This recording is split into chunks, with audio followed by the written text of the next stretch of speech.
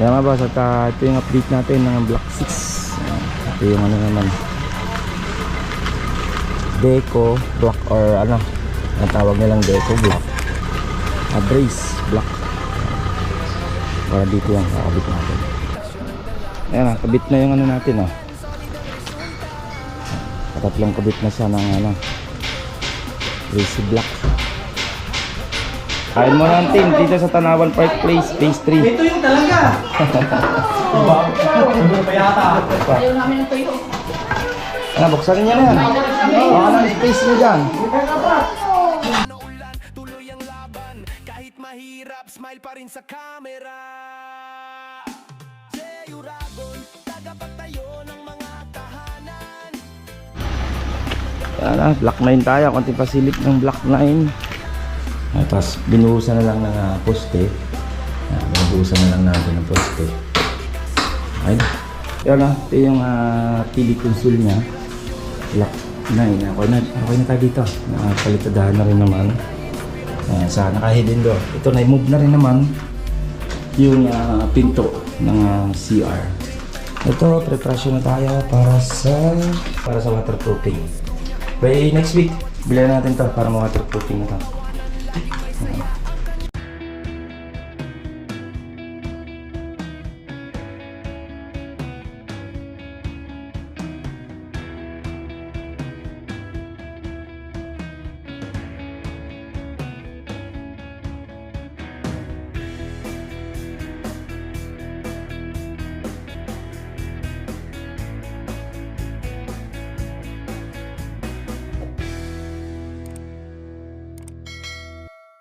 Yan boss, project update tayo ng Tanawan Park Place Phase 3, yung itong Block 6, and then yung Block 9, itong Block 6, nandiyan na yung brace block, o tinatawag nilang na Deco block naman daw sa iba. Yan, nakuha na natin. Konti lang naman ang kailangan natin. Konti pasilip tayo. Phase 3 ng Tanawan Park Place. Yan boss, at ito yung update natin ng Block 6. Ito yung ano naman, Deco block, or ano ang tawag nilang Deco block, brace block. Para dito yan, kakabit natin. Nakabili na tayo. Ito yung napili ni client. Turo lang natin sa client kung anong design, kung paano pagkabit. Okay, check mga dito ana lan kung kasya. May allowance tayo, 3. Ako may allowance pa yan eh.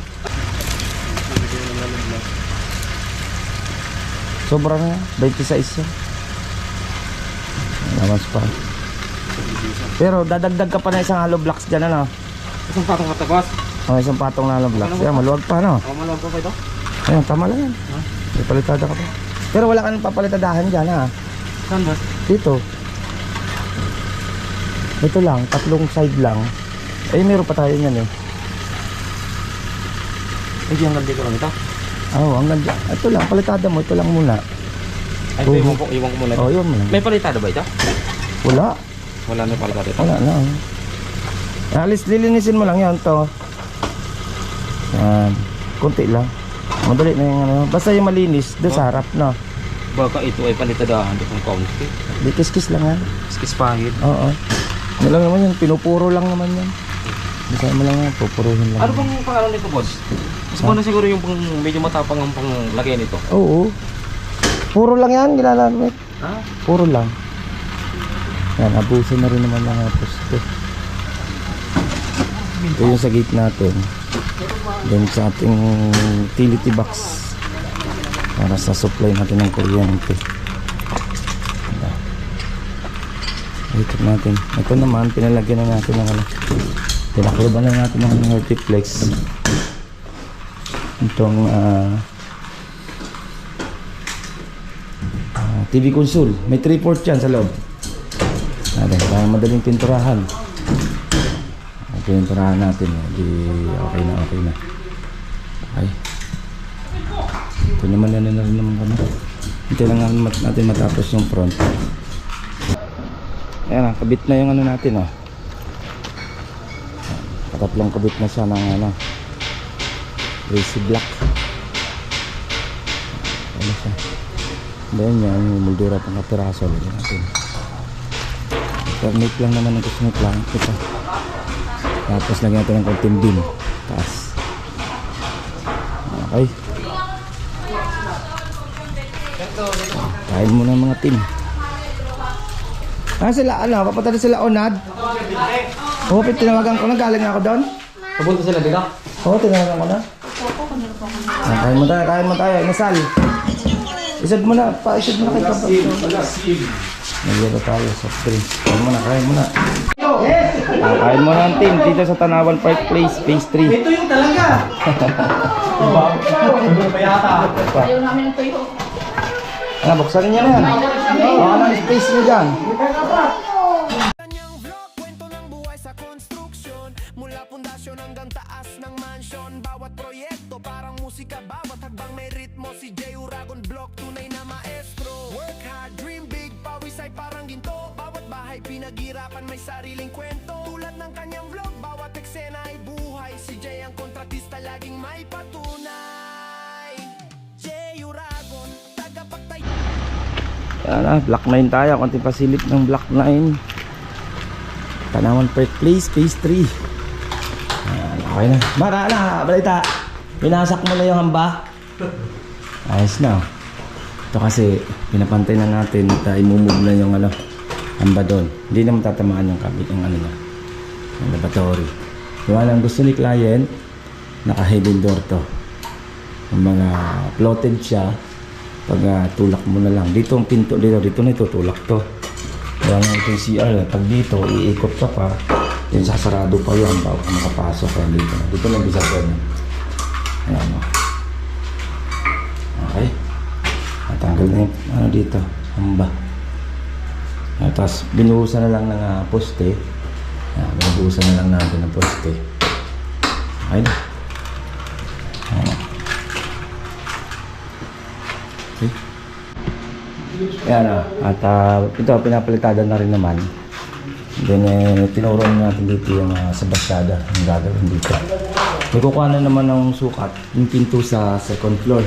Isa lang din naman yan. Tsenta lang din naman lalagay natin dyan. Natin dito sa second floor.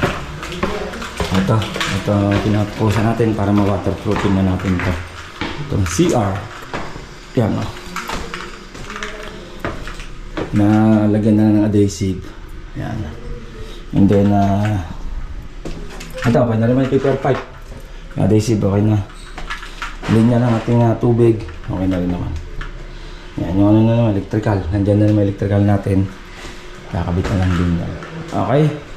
Yan na, ito yung TV console niya. Block 9. Okay na tayo dito. Nakapalitadahan na rin naman. Sa naka-hidden door. Ito na, i-move na rin naman yung pinto ng CR. Yan.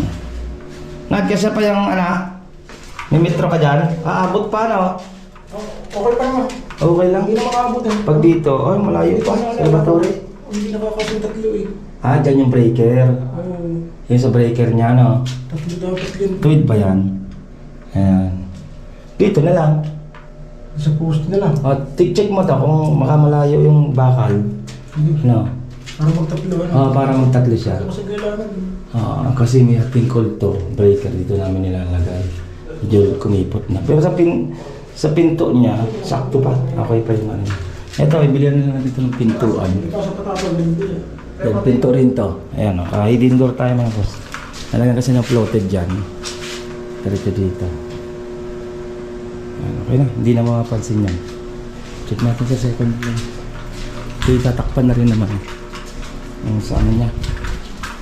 Ito, pwede na rin naman itong i-test gun. Sim lang din ito. Meron pa naman tayong natira niyan. Para dito sa gun. Ito, preparasyon na tayo para sa floor drain. Yan. Okay na floor drain. Preparasyon tayo para sa waterproofing. By next week, bilhin natin to para ma-waterproofing na to. Yan. Yan mga boss, yan natin ang kunting pasilip dito sa Block 9 ng Tanawan Park Place Phase 3. Yan, Block 9 natin. Yan, hintayin na lang natin guys. By next week, sana makarating yun guys. Okay, at yan natin ito pasilip at ingat-ingat tayo. Next update natin yung Block 29 naman. Lebo bro sa Phase 3. Ito pong J. Uragon Vlog, napakaganda po ng channel na ito, no? Tungkol po ito sa construction. Actual construction po ang channel na ito, no? Pag pinanood nyo po ito, panalo po kayo sa channel na ito. Napakaganda po ng mga video niya. Lalo na pong magaganda, no, yung mga iba't ibang design niya. Kakaiba po yung mga iba't ibang design niya sa mga kisame. Subukan nyo pong panoorin J. Uragon vlog na ito. Matutuwa po kayo pag pinanood nyo po yung mga video niya. Maraming salamat po.